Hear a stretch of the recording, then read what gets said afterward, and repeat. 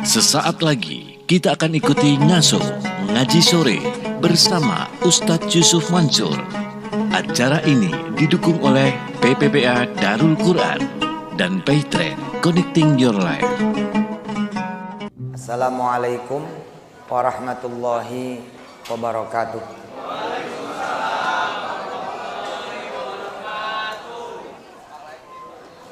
Mari kita baca suratul Fatihah. Mudah-mudahan Allah bikin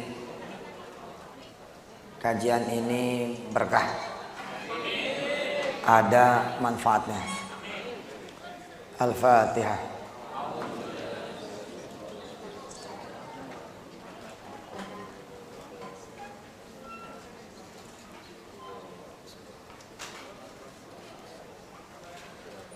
Boleh. Ayah bakti yang dirahmati Allah dan segenap direksi serta karyawan-karyawati Pandu.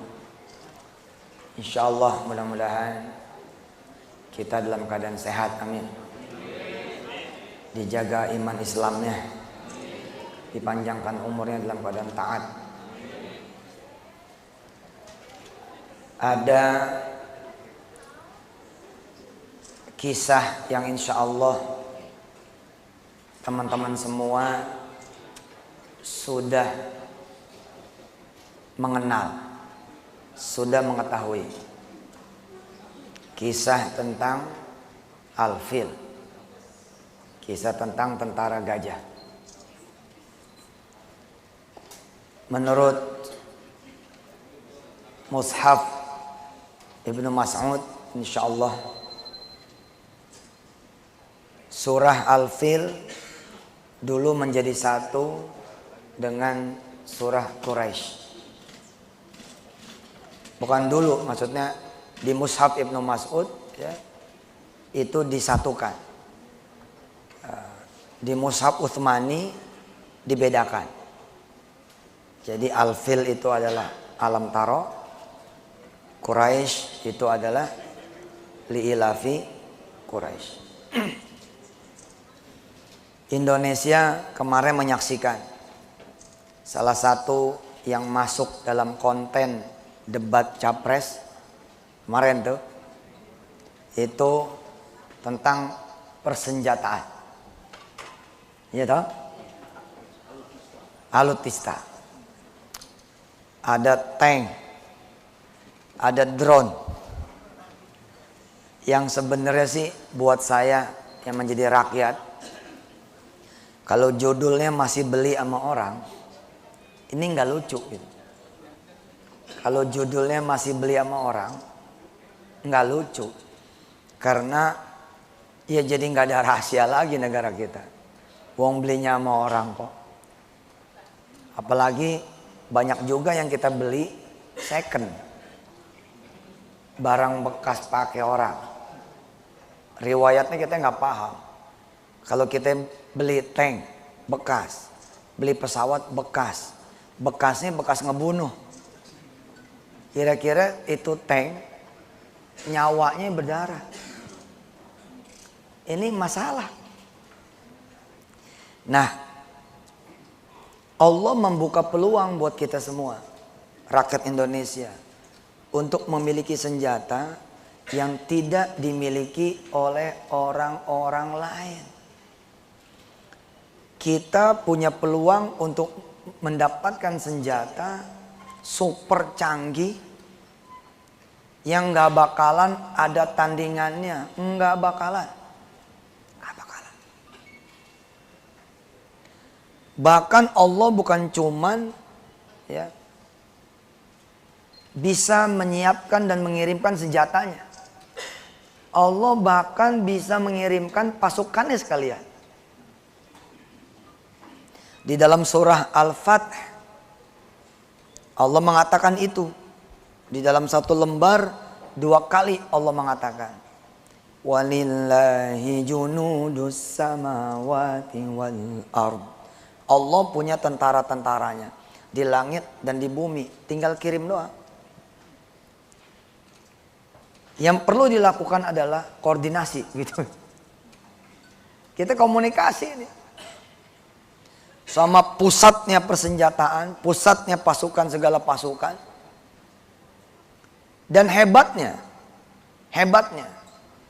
bila kemarin tank yang diomongin, itu pemerintah harus mengeluarkan anggaran belanja. Drone juga harus ngeluarin anggaran belanja. Senjata yang satu ini yang dari Allah nih, sama pasukannya nggak perlu anggaran belanja, bos. Nggak perlu duit. Jadi duit negara bisa dipakai buat pendidikan rakyatnya, bisa dipakai buat kesejahteraan rakyatnya. Jadi kalau nanti saya jadi Presiden Republik Indonesia, APBN-nya tuh hemat. Kita buat persenjataan bisa 0%. Itulah yang dilakukan oleh Abdul Muthalib pada masa itu. Pasukan Abraha itu adalah pasukan terbaik pada zamannya. Sama kira-kira begitu kurang lebih dalam ukuran yang pasti beda skalanya dengan Fir'aun tatkala melawan Musa. Fir'aun juga adalah raja yang punya pasukan terbaik juga pada zamannya. Lawannya adalah Musa alaihissalatu wassalam. Boleh dibilang nggak punya senjata apa-apa. Abraha lawannya adalah Abdul Muthalib. Suku Quraisy ini imamnya suku-suku. Abdul Muthalib jenderalnya. Tahun itu adalah tahun di mana Nabi Muhammad SAW lahir. Dari Yaman, pasukan bergajah ini kemudian berangkat. Coba kita bayangin ya, ini gajah bukan gajahnya Taman Safari, bos. Ini gajahnya gajah tempur. Dia pakai kemudian kepala besi, bukan cuman yang penunggang gajah saja. Pakai pakaian tempur, tapi si gajah ini pun juga pakai pakaian tempur. Begitu kemudian dia berkemah ya, di luar garis Mekah saat itu. Kalau sekarang kan sudah tambah lebar. Abraha kemudian melakukan serangkaian pesaing. Dia pengen ahlu Makkah nurut sama perintah dia. Dia sebel. Orang kenapa kemudian ibadahnya di Mekah? Karena ada Ka'bah. Dia pengen ke Yaman aja. Abraha bangunin tuh tempat ibadah alternatif. Perdagangan kaum muslimin kan dulu ke jalur sutra. Kemudian ke Syam. Termasuk ke Yaman. Jadi disiapin tuh sama Abraha. Saya alhamdulillah dapat kesempatan menyaksikan sisa-sisa reruntuhannya. Ka'bah alternatif yang dibangun sama Abraha. Dia kasih kesempatan tuh penduduk Makkah untuk dengan sukarela gitu menyatakan diri sami'na wa ata'na sama Abraha. Dan dilakukanlah serangkaian pesaing. Di antaranya Abraha kemudian melakukan perampasan terhadap harta bendanya orang-orang Makkah. Ternak-ternak diambil, barang dagangan diambil. Hingga kemudian terjadilah pertemuan dua pemimpin, Abdul Muthalib dengan Abraha. Langsung di tendanya Abraha. Ketika kemudian Abdul Muthalib punya kesempatan bicara, diketawain sama Abraha. Kenapa diketawain? Karena Abdul Muthalib bilang begini, pulangin ternak-ternak kami. Balikin ternak-ternak kami. Kembaliin apa yang kalian ambil dari negara kami, dari penduduk kami, dari negeri kami. Abraha ketawa. Jadi kamu datang Cuman buat minta dibalikin ternak-ternak yang aku ambil. Barang-barang yang aku ambil. Iya. Kamu nggak minta saya pulang kampung nih. Ke Yaman. Nggak minta saya pulang kampung nih. Membawa pasukan gajah saya. Nggak mengiba, memohon saya untuk tidak meratakan Ka'bah dengan tanah. Kata Abdul Muthalib, enggak. Saya cuma minta kembaliin ternak-ternak kami. Kembaliin barang-barang kami yang kalian ambil. Abraha ngecilin Abdul Muthalib. Kamu nih pemimpin kayak apa? Aku nih datang, kamu udah tahu tujuannya apa? Pengen ngancurin Ka'bah. Pengen ngeratain Ka'bah. Kamu malah urus yang kecil-kecil, ternak segala macam itu. Abdul Muthalib jawabnya apa coba? Yang punya kami itu ternak-ternak kami dan barang-barang kami. Kalau Ka'bah mah punya Allah. Biar aja kamu urusannya sama Allah.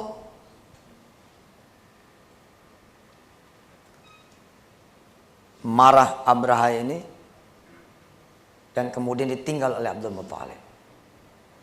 Dalam suatu kesempatan saya cerita ke jamaah.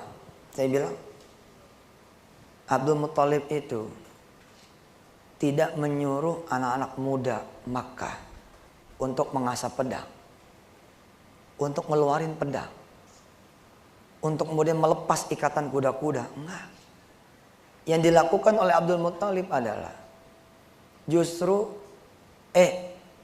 penduduk Mekah sarungin pedangnya, ikat kuda kalian, dah nggak usah sibuk, nggak usah ribet, sini ayo kita sujud aja sama yang punya Ka'bah, minta tolong sama dia aja, urusannya biar dia kelarin. Dan kita sama-sama tahu Bapak Ibu yang dirahmati Allah, Allah Karim anta Allah. Ternyata Allah turunkan kan pasukannya dari langit yang namanya Ababil. Dikisahkan Abraha dan seluruh pengikutnya terlalu sombong menyangka gajah itu ada di bawah kendali mereka. Padahal bukan. Gajah dan semua yang ada di langit dan di bumi ada di bawah kendali siapa? Kendali Allah. Kalau kita lawannya nanti nuklir sebagai lambang dari gajah tahun ini, gajahnya abad ini. Kan zaman dulu gajah itu yang paling top. Sekarang yang paling topnya nuklir, tank, rudal, drone, dan lain sebagainya. Kita lihat nih epic yang berikut ini. Subhanallah, cantik, indah. Abraha kemudian memberi komando di perbatasan Mina nih saat itu. Oh sekarang Mina. Berangkat menuju Makkah. Tinggal sejengkal itu kan. Tinggal sejengkal. Yang belum pernah pergi haji siapa? Yang belum pernah pergi haji. Insya Allah. Mudah-mudahan berangkat ke Tanah Suci, amin. Insya Allah bisa tahu Mina, amin. Berangkat. Dilepas sama Abraha. Itu gajah. Kemudian, ya namanya gajah, gajah sebiji aja. Bunyinya udah melengking begitu. Bagaimana lagi ya derunya, debunya dari gajah yang jumlahnya wallahu a'lam bishawab. Ada ulama yang mengatakan ratusan, ada ulama yang mengatakan puluhan, bahkan ada ulama yang mengatakan jumlahnya tidak dikira-kira. Ini gajah nggak bisa maju, nggak bisa maju tuh gajah. Tank yang mengemudikan siapa? Salah. Yang mengemudikan Allah. Rudal yang mencet siapa? Rudal. Wung gitu. Dari 4.000 kilometer jauhnya atau malah dari belasan ribu kilometer jauhnya dari negara-negara muslim dilepas dari negara-negara yang belah sono. Itu yang lepas siapa? Allah Subhanahu wa taala. Jangan sampai salah. Berarti kalau rudal itu emang jatuh ke orang-orang di Afghanistan, jatuh di Palestina, ada maksud Allah. Di antaranya adalah bikin mereka syahid dan masuk surga. Kita bilang kasihan, Orang Palestina bilang ente yang kasihan, nggak ada peluang masuk surga. Gitu katanya. Kita yang kasihanin mereka kan ya. Apa kata mereka? Ente yang kasihan. Bukan aneh. Aneh sih alhamdulillah masuk surga katanya. Gampang. Begitu ada rudal, alhamdulillah. Ceger. Selesai. Kita ini yang masalah. Ya tentu kita berdoa kepada Allah Subhanahu wa taala. Artinya kalau emang pun jatuh, lah itu udah kehendak Allah jatuhnya. Menjadi ujian juga buat yang lain. Menjadi ujian buat yang lain. Tapi pengendali utamanya Allah. Kalau Allah mau bikin dia salah target aja, Pak. Udah di lock nih, Indonesia di lock. Tapi sebagai Presiden Republik Indonesia dengan Panglima TNI-nya, dengan Kapolri-nya, instruksinya satu, udah masuk masjid semua. Masuk masjid semua udah. Udah zikir aja zikir. Suruh Ustadz Arifin mimpin. Kan aneh jadi presidennya, Ustadz Arifin yang mimpin.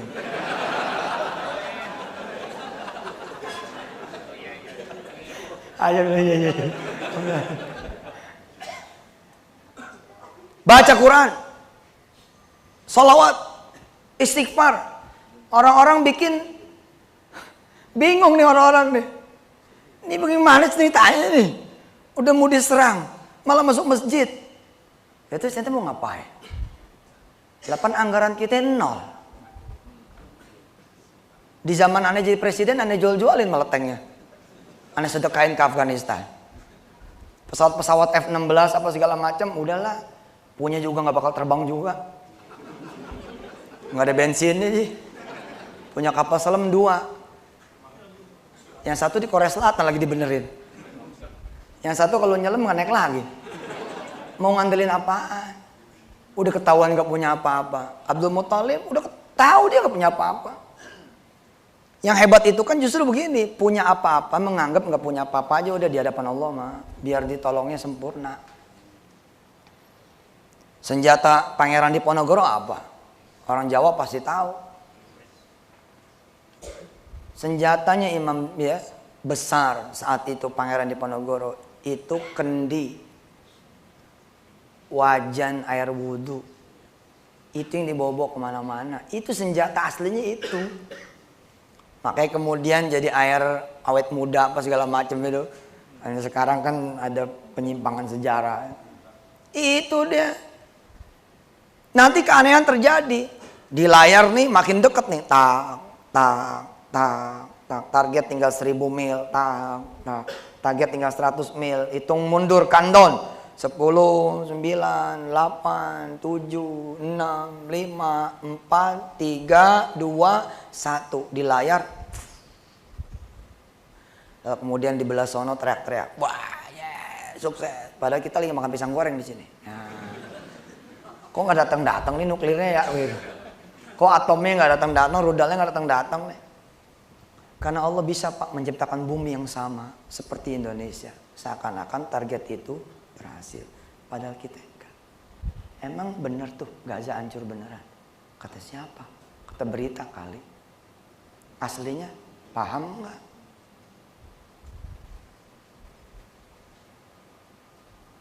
Lah, sutradara Hollywood aja bisa bikin. New York hancur. Patung Liberty roboh. Sebelum roboh dibenerin dulu palanya. Allah lebih bisa lagi kali daripada desainer grafis. Lebih bisa lagi kali daripada pekerja film. Allah bikin di layar mereka semua buminya yang lain. Seakan-akan bumi Indonesia itu hancur. Aslinya nggak tahu dijatuhin di mana sama Allah Subhanahu wa taala. Bisa jadi dijatuhin di laut. Lalu kemudian ada makhluk Allah yang lain yang nangkep gitu. Ustadz kebanyakan nonton film kali ini. Imajinasi kayak begitu. Bos, yang ngajarin kita berimajinasi Allah Subhanahu wa taala. Ente mikir gak sih burung ababil kayak apaan? Itu drone paling canggih, Bos. Nggak pakai awak tuh, Bos. Coba ente mikir. Sekarang lagi zamannya drone kan, diomongin drone, diomongin tank, ngomong segala macam. Ente mikir gak sih ababil tuh? Di bawah kaki-kakinya adalah kerikil-kerikil dari neraka. Alam tara kaifa fa'ala rabbuka bi ashabil fil. Alam yaj'al kaidahum fi tadlil wa arsala 'alaihim tayran ababil tarmihim bihijaratin min sijil faj'alahum ka'asfim ma'kul. Ini gajah udah ngasih sinyal sama Abraha. Nggak ada satupun gajah yang bisa melangkahkan kakinya walau seinci, Pak. Walau seinci. Sampai kayak gitu. Tapi anehnya kalau dibelokin ke kanan, balik lagi mau nih gajah. Tapi si penunggangnya berusaha begini. Coba Anda berimajinasi sedikit keadaan saat itu. Deru, debu, langit memerah. Harusnya pada saat itu mestinya Abraha bertobat. Dan saya yakin dia bertobat. Nggak dikisahkan saja di Al-Quran. Tapi nggak diterima tobatnya. Seperti tobatnya Fir'aun ketika sudah ada di dasar laut. Nggak mungkin, Pak, pemandangan itu bukan pemandangan biasa. Sekian banyak pasukan tempur. Gajah tuh dipakai-pakein besi juga kaki-kakinya agar lebih berat lagi ketika kemudian nginjek-nginjek orang. Nggak dipakein besi aja berat, Pak. Bagaimana lagi dipakein besi? Ujung belalainya dikasih racun. Woi, dahsyat itu. Langit memerah, terbuka kemudian langit. Langit terbuka. Ente pernah nggak ngeliat langit terbuka?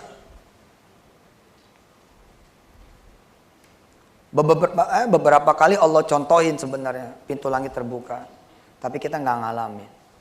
Salah satunya adalah ketika surah Al-Fatihah turun. Ketika surah Al-Fatihah turun, Rasulullah diberitahu oleh Jibril. Ini pintu langit ini nggak pernah dibuka dari dulu. Baru dibuka sekarang untuk umatmu. Kenapa? Karena ada surah Al-Fatihah yang turun. Dengan ayat terakhir suratul Baqarah. Dibawa langsung oleh malaikat yang juga nggak pernah ada tugas lain. Kecuali tugasnya ini aja tuh. Ini aja satu membawa suratul Fatihah. Makanya itu Al-Fatihah begitu mujarabnya, begitu hebatnya. Ketika kita baca buat anak kita yang panas. Buat urusan-urusan teteh bangga segala macam. Biar aja orang bilang, mau ente percaya tahayul. Ini bukan perkara tahayul. Ilmu kita belum nyampe. Energi apa yang keluar ketika kita baca suratul Fatihah. Orang ini barang, ini bukan barang sembarang barang. Ini kalimat Allah Subhanahu wa Ta'ala. Saya ngebayangin seperti itu gitu loh. Ngebayangin kemudian ya tentara, Polri dipersenjatai dengan persenjataan seperti senjatanya Abdul Muthalib. Apa senjatanya? Takwa, Pak. Urusan kita bertakwa aja. Nanti musuh-musuh kita urusan Allah. Gitu deh. Berarti kalau ada musuh Allah yang diizinkan menyentuh kita, bahkan lebih gila lagi menyakiti kita, itu ada izin Allah loh. Ada kehendak Allah loh. Secara tesis matematikanya, kitanya kali orang bertakwanya. Jadi perlindungannya nggak ada. Bagaimana kemudian dibawa ke urusan korporat? Di urusan korporasi, ya sama, Pak. Akan ada aja orang yang bakal ngeganggu barangkali Pandu. Abraha kecil. Ada untuk kemudian menyakiti, mengganggu, menghambat, melawan, memakan kue-kuenya Pandu misalkan seperti itu. Asal teman-teman seperti ini istiqomah. Insya Allah, Pak. Insya Allah. Jadi urusan Allah. Istilah ulama-ulama mah ya. Itu sih ada yang gangguin tinggal ngangkat tangan doang. Tapi besok gua kelepek-kelepek tuh dia. Gitu ya. Hadis qudsi jelas lagi. Man adali waliyan faqad adzantuhu bil harb. Kalau ada yang mengganggu kekasihku, aku akan umumkan perang sama dia. Asik loh, Pak. Surah Al-Fil bersambung dengan Quraisy. Li'ilafi Quraisy ilafihim rihlatash syita'i was-shayf falyabudu. Ini dia. Ini prosesnya. Rabb hadzal bait. Kita kudu sembah Allah sebenar-benarnya menyembah. Kalau kemudian kita udah bertakwa, udah beribadah, udah beriman, amal soleh, polisi-polisi, tentara-tentara bisa nggak usah pakai senjata, ngomong doang begini orang.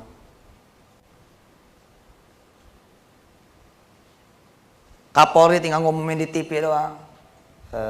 Tolong ya besok diberlakukan peraturan seperti ini, seperti ini, seperti ini.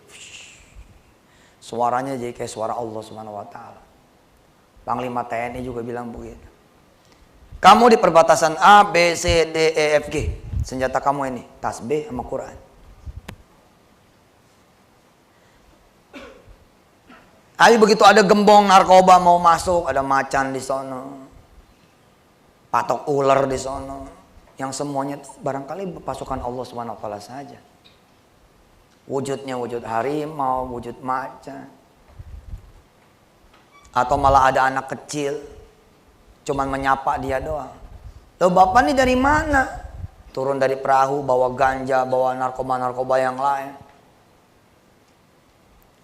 Yang di perahu bingung. Nggak kalah bingungnya sama si anak kecil ini. Anak kecil ini bingung. Loh bapak dari mana? Yang di perahu lebih bingung lagi. Loh kok ada orang di sini? Kamu tinggal di mana deh? Saya tinggal di sini. Nggak mungkin. 17 kali saya pakai pintu pulau ini untuk masukin narkoba. Nggak ada yang namanya orang. Kenapa bisa ada kamu di sini? Iya, karena pada saat dia melakukan yang ke-17 kalinya itu, pemimpin daerah di situ belum beriman. Belum soleh, belum beriman. Nah, bapak kan yang ke-18. Begitu ini bapak yang ke-18 ganti. Malam di pergantian ngomong begini. Ya Allah, anggaran nggak ada nih buat jaga perbatasan. Kau aja deh yang jaga. Ya Allah, dengar kabar tapi ya kabar doang, kita nggak bisa juga investigasi. Dari mana kita investigasinya? Dana nggak ada. Lah, kantor polisinya juga orang-orang tuh memang sekelas Polres beneran. Ini karena daerah pengembangan ya Allah. Kantor Polres itu ukurannya polsek. Kan dipaksa tuh buat naik semua. Lurah jadi camat, camat kemudian jadi wali kota karena pemekaran. Jadi si bupati yang terpilih ini, yang ditunjuk menjadi penguasa daerah itu ngangkat tangan doang. Ya Allah, katanya daerah ini pintu gerbangnya narkoba dan barang-barang haram ilegal yang lainnya. Rob, engkau aja yang jaga. Anak kecil itu kelihatannya nggak ngapa-ngapain. Terus anak kecil cuma nanya, Bapak bawa apa ini? Anak kecil pengen tahu aja. Ya udah, terus dia main lagi pasir. Ternyata anak kecil ini membawa virus. Virus itu yang membuat orang ini 10 langkah turun dari perahu didapati meninggal dunia. Baru koran rame. Di keesokan harinya atau di 17 hari berikutnya, ada di 27 hari berikutnya, ditemukan mayat 2 bergelimpangan, 3 mayat bergelimpangan bersama kemudian barang-barang bukti yang disita oleh Mabes Polri Jakarta. Penyebabnya nggak ada yang ketahui, Pak. Saya kasih tahu mente ya, Hollywood aja bisa bikin cerita kayak begini. Bagaimana lagi Allah yang punya cerita? Ibu bersedekah nih pagi hari, Bismillahirrahmanirrahim, sambil ke pasar sedekah. Tiba-tiba pulang anak lecet. Kenapa kamu lecet pulang? Iya tadi Masya Allah, saya ngobrol sama teman-teman, nggak tahu udah di pinggir jalan raya. Ada yang narik ke belakang, ada yang jatuh, tapi ada yang bersyukur. Mobil lewat mah, wus, gitu. Yang narik belum tentu orang. Belum tentu orang yang narik.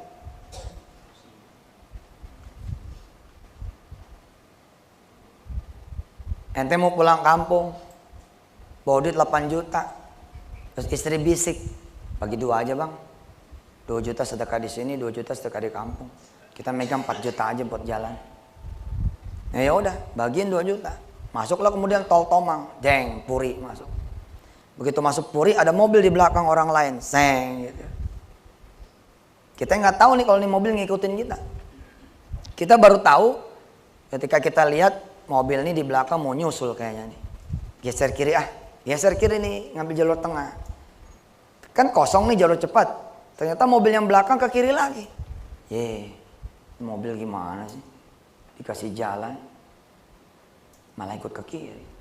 Merasa nih jalur cepat kosong, ke kanan lagi. Nih mobil ke kanan lagi. Mulai nih deg-degan. Mulai nih. Siapa ini ya? Tes lagi, ke kiri lagi, terus ke kiri lagi, malah ngambil ke bahu badan. Ini mobil masih ngikutin terus, Pak. Di kilometer 30 sekian, dia tancap gas.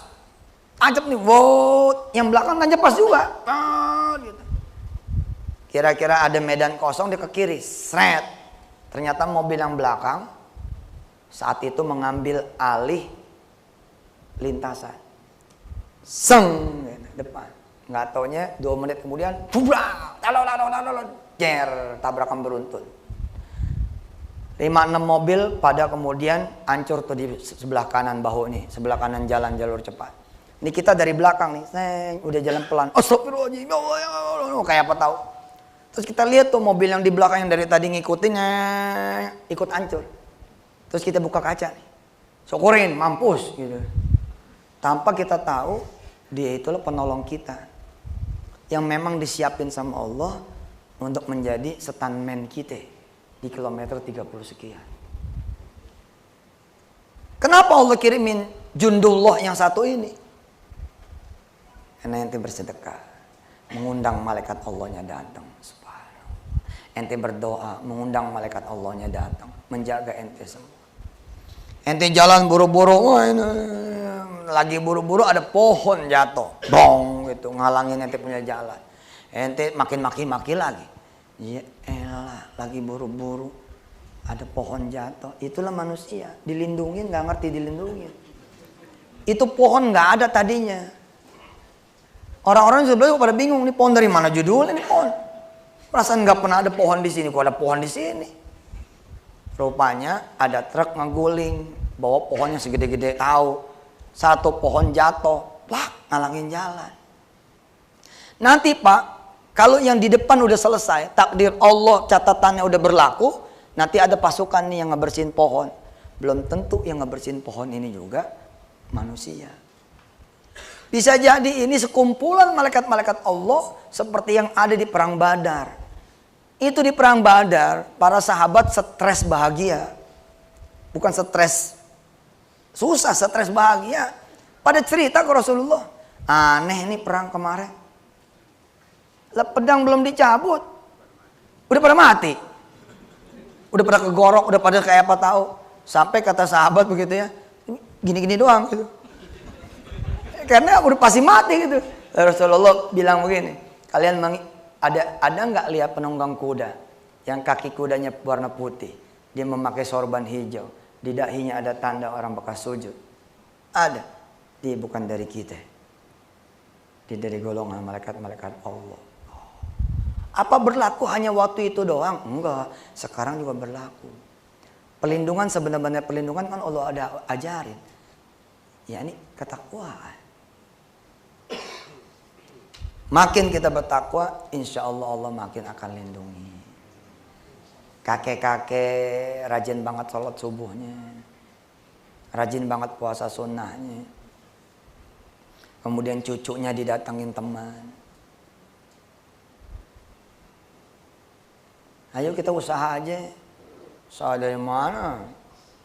Usaha apaan? Kita bikin ini, beli tanah, properti ini. Nah itu kan buat yang modalnya gede. Lu punya modal kok? Ih, punya modal dari mana? Gua nggak kerja, bapak gua udah meninggal, ibu gua ya tukang gado-gado. Ini aja rumah ini, sertifikatnya kasih gua, ntar gua yang masukin ke bank. Ya ente ngomong dah sama kakek aneh deh.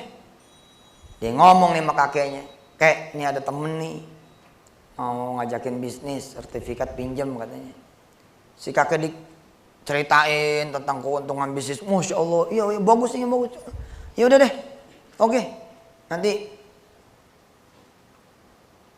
pakai pinjemin sertifikat. Tapi aman gak nih? Aman kek. Kalaupun kenapa-napa kan nanti sertifikatnya kita beli, ya kakek pegang aja. Oh begitu ya dah. Si kakek nunggu neneknya, nunggu istrinya. Begitu istrinya pulang, diajak ngomong, istri setuju. Sebelum nyari sertifikat di istikharah. Saat istikharah, ini ada cucu didatengin teman, baik apa enggak, bagus apa enggak, jelek apa enggak. Kalau emang bagus, baik, benar, mudahin. Kalau emang sulit, bikin susah. Udah. Habis itu buka lemari. Mana ya? Mana sertifikatnya? Di mana naruhnya? Lah di mana lagi, di situ lah. Wah deh, coba lu cari. Cari. Satu rumah diubek-ubek. Ah ketemu. Si temennya datang lagi. Gimana kek? Udah janji sama orang bang. Udah dicari, nggak ada. Wah, terus gimana? Ya, terus cari dulu, mungkin di tangan cucu saya kali apa di mana? Nggak ketemu Ji, nggak ketemu. 3 hari berlalu, dengar kabar ditangkap Mabes. Ternyata dia penipu. Abis ditangkap, si kakek salin, pengen ke masjid. Begitu buka lemari, innalillahi, sertifikat ada. Kemarin kemana aja? Ada malaikat tuh. Dia mengcover sedikit jadi koran nih. Alam taro sama Quraisy bukan cerita. Kalau cuma cerita Pak, habis kita dapat ceritanya hapus aja. Kan cuma cerita. Udah tahu kok. Ya udah tahu hapus aja. Ini bukan cerita. Wa tilkal ayyamu nudawiluha bainan nas. Hari-hari itu akan senantiasa ditunjukkan, diputar, diberlakukan, dihadirkan kepada kalian manusia-manusia. Asal apa? Asal kemudian kita beriman, bertakwa, beramal soleh. Jadi sebaik-baiknya untuk menjaga negeri kita ini, senjata bukan? Senjata bukan? Bukan, Ji. Bukan. Saya emang gak percaya ada yang menang lawan negara muslim. Gak percaya. Kecuali itu berita. Asli berita doang. Gak percaya saya. Ini namanya juga berita. Orang Amerika lawan Rambo aja kalah. Lawan 1 orang loh Pak. Lawan 1 orang. Pasukan pada nyari cuma 1 orang doang. Ya, film doang. Vietnam sama Rambo acak-acakan. Film doang. Aslinya Vietnam mah gak apa-apa tuh. Itu Vietnam bos. Agak ada Tuhannya. Dan bagaimana lagi cerita Afghanistan, suku Kurdi dan lain-lain sebagainya. Mereka mah hancur karena perseteruan antara mereka sendiri. Bukan sama musuh yang lain. Jadi senjata apa yang paling hebat ya ngancurin orang-orang Arab? Bukan nuklir. Bukan rudal, bukan tank, bukan drone. Enggak. Persaudaraan di antara mereka hilang. Itu yang membuat mereka menjadi bisa binasa. Selagi enggak bakalan. Maka Indonesia juga begitu. Jaga aja persaudaraan yang benar. Insyaallah. Bertakwa aja udah semua. Sebagai Presiden Republik Indonesia, saya menyeru saudara-saudara semua tidur. Udah jam 10 nih, ayo tidur. Supaya kita bangun malam nih 2:30 ntar. Udah, jangan terlalu banyak sibuk. Biasa aja jadi orang mah gitu. Terus saya muncul lagi jam 6:30. Jangan lupa ya, sholat duha. Udah kerjaan saya jadi presiden begitu aja ntar. Jam 12 live ajan langsung dari istana presiden, disiarkan langsung ke seantero negeri. Itu aja udah. Mimpin doa gitu-gitu aja. Tapi lihat nanti, buktiin. Kasih kesempatan ya kan untuk membuktikan bahwa dengan Islam benar-benar jadi. Dan sederhana Pak. Habis sholat duha saya mimpin zikir pagi. Bismillahilladzi Indonesia. Bismillahilladzi. Ayo coba ikutin.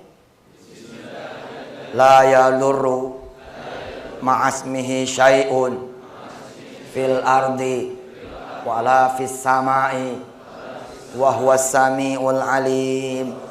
10 menit saya pimpin nih untuk zikir pagi. Allah udah bilang gak akan ada yang bisa ganggu. Kalau ente rajin zikir pagi gak ada yang bisa ganggu. Yang meriwayatkan hadis salah satunya tentang bismillahirrahmanirrahim itu Abban namanya. Abban itu ngomong kepada teman-temannya, sahabat-sahabat Nabi yang lain yang tidak tahu hadis ini. Nih Nabi ngajarin ini, baca. Nggak ada yang bisa ngeganggu. Langit, bumi, nggak ada yang bisa ngeganggu tuh makhluknya. Manusia, binatang, semua nggak ada yang bisa ngeganggu. Di darat, laut, udara, nggak ada yang bisa ngeganggu. Nih baca 3 kali pagi, 3 kali sore. Takdir Allah, tiba-tiba Abban lumpuh. Karena digigit binatang. Padahal Abban juga membawa riwayat. Ada sekelompok kalajengking. Kalau nggak mau tuh digigit sama tuh kalajengking, gampang katanya. Gimana? Baca aja bismillahirrahmanirrahim. Tapi bacanya pagi dan sore. Jadi kalau ente ada di siang hari, itu di tengah perjalanan depan nih ada kawanan kalajengking buas. Jangan langsung jalan. Tunggu menjelang sore. Begitu sore baca bismillahirrahmanirrahim. Ma'asmi syai'un fil ardi wala fis sama wa huwas samiul alim. Terus jalan dah. Nggak bakal ada satu kalajengking buas yang diizinkan Allah menggigit kita. Jangan dijajal nih hadis. Resiko tanggung sendiri. Ya kalau kurang-kurang iman masalah juga gitu kan. Lah tiba-tiba Abban lumpuh terkena gigitan ya binatang buas. Lalu sahabat-sahabat yang jadi muridnya Abban pada nanya sama Abban, Abban, katanya kalau baca zikir itu nggak bakalan digigit binatang buas. Abban bilang begini, demi Allah, pada saat malam saya digigit sama binatang itu, saya sorenya lupa baca bismillahirrahmanirrahim. Lah bagaimana kita? Tiap sore lupanya, tiap pagi lupanya. Subhanallah. Udah begitu aja, itu senjata paling hebat udah. Senjata paling hebat. Insya Allah. Dan Allah nih asli Pak. Ini bukan dongeng loh. Saya punya temen itu. Orang Telkomsel. Kayaknya udah kecil banget bakalan dapat hadiah pergi haji dari Telkomsel. Tapi ini orang dikenal sama kantornya orang baik. Suka sedekah apa segala macam. Lolos.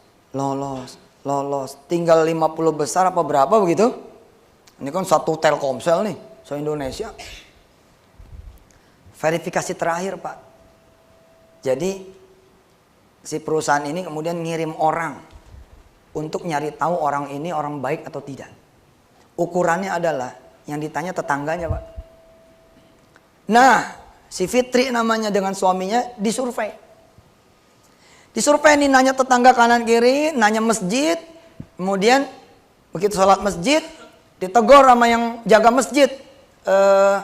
Ini nggak pernah saya lihat nih orangnya. Orang mana gitu. Oh saya dari luar gitu. Ada perlu apa? Oh mau nanya tentang si Fulan sama Fulana. Oh iya dia tuh baik, diceritain begini begitu diceritain. Akhirnya kemudian keluarlah verifikasi terakhir, resultnya bagus. Jadi Fitri dan suaminya lolos. Yang aneh Pak, yang aneh. Kan ini teman-temannya juga nih yang pada survei toh.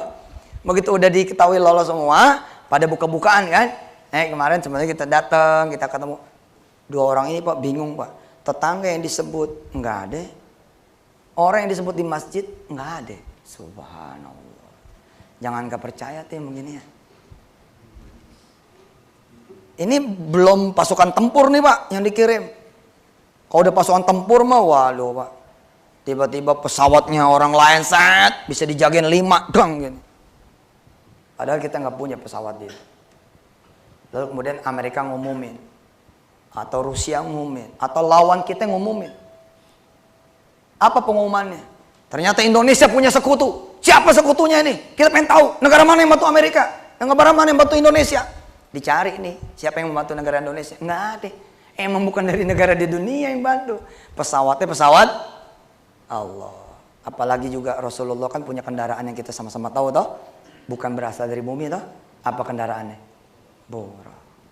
Nyampelah kita pada ujung tausiah saya. Kisah tentang Al-Fil dan Quraisy, apakah berlaku buat korporasi doang? Tidak juga. Berlaku buat rumah tangga kita. Ibu nggak bisa lah jagain suami. Suami juga nggak bisa jagain ibu. Orang tua nggak bisa jagain anak. Anak nggak bisa jagain orang tua. Gini aja Pak, gini aja. Anak nangis, kalaupun harus pulang ke kampung perjalanannya 2 hari. Naik pesawat nggak punya. izin nih orang, saya lagi itikaf, lagi sholat. Kemudian Noel nih pundak saya, Ustadz, nitip ya, kelas saya mau pamit pulang kampung. Terus saya tanya sama dia, ente yakin sama Allah nggak? Yakin. Allah punya pasukan, yakin nggak? Yakin. Dokter-dokter bisa nggak Allah kirimin? Kalau aneh aja bisa telepon dokter datang, apalagi Allah. Kalau Allah yang telepon dokter, bisa nggak tuh dokter datang? Ini di kampung Ustaz. Yakin dulu nggak? Iya sih yakin. Atau Allah kirimin aja dokter yang langsung dari Allah Subhanahu Wa Taala punya dokter, yakin nggak? Yakin. Kalau datang, kalau yakin, sini. Udah wudhu. Ada Ustaz. Sini. Sampingannya sholat. Dia sholat sampingan. Sholat, kemudian aneh angkat tangan. Dia juga angkat tangan. Di tengah-tengah doa dia bilang begini, saya nggak izinin dia pulang. Ini Ustadz ini yang minta izin, nengok nih. Terus gimana Ustadz? Gue lagi doa loh, jangan ganggu dulu. Saya nggak izinin dia pulang, biar dia melihat kebesaranmu ya Allah. Dan tunjukkanlah kebesaranmu ya Allah. Amin. Jadi, aneh mesti gimana Ustadz? Ente ngajar aja seperti biasa. Udah diurus Allah. 4, 6, 7, 8 hari kemudian ada berita, ibunya udah sembuh. Tahu cara ibunya sembuh gimana? Orang kampung pada datang. Orang kampung pada datang, dibawa nih ibunya ke RSUD. Lalu berita kemudian muncul. Kata si ibu, mau dipanggilin anak nggak, kata tetangga nih. Kata si ibu, nggak usah dipanggilin. Anak saya lagi berjuang sama Ustadz Yusuf Mansur, biarin aja. Tapi ini mesti sehat. Udah nggak apa-apa, biarin. Akhirnya masyarakat kemudian sepakat membawa orang ini ke RSUD. Pertanyaannya Pak, begini aja udah takjub ya? Udah takjub belum begini nih? Subhanallah, Allah ngegerakin orang sekampung. Udah takjub belum? Aneh kasih tau sama ente, belum tentu orang sekampung yang datang itu orang. Tambah takjub lagi ente. Belum tentu RSUD itu adalah RSUD-nya manusia. Lebih takjub lagi tuh ente. Aneh baru cerita sebatas ini manusia aja. RSUD-nya benar-benar manusia aja, ente udah bingung. Apalagi aneh bilang, bos, itu orang yang datang, yang bopong, pakai mobil, belum tentu nih orang. Lu mikir nggak di situ ada yang punya mobil? Di mana judulnya punya mobil? Katanya di kampung. Kok secepat itu mobil ada? Dari mana lu mikir? Hah? Terus ke RSUD, bener-bener RSUD kagak tuh? Belum tentu. Ente datang, pasien penuh Pak? Nggak ada. Bukan penuh, lu nggak dikasih tempat sama Allah. Siapa tahu yang jagain itu bukan orang rumah sakit. Jangan sombong. Bukan karena duit ente bisa berobat, karena Allah. Ente pindah lagi rumah sakit lagi, kesimpulan apa? Nulis di Facebook, Ki Jakarta kekurangan rumah sakit. Kagak, lu nya nggak bertakwa. Selama kemudian Jakarta nggak bertakwa, Indonesia tidak bertakwa, nggak bakal diurus sama Allah. Wassalamualaikum warahmatullahi wabarakatuh.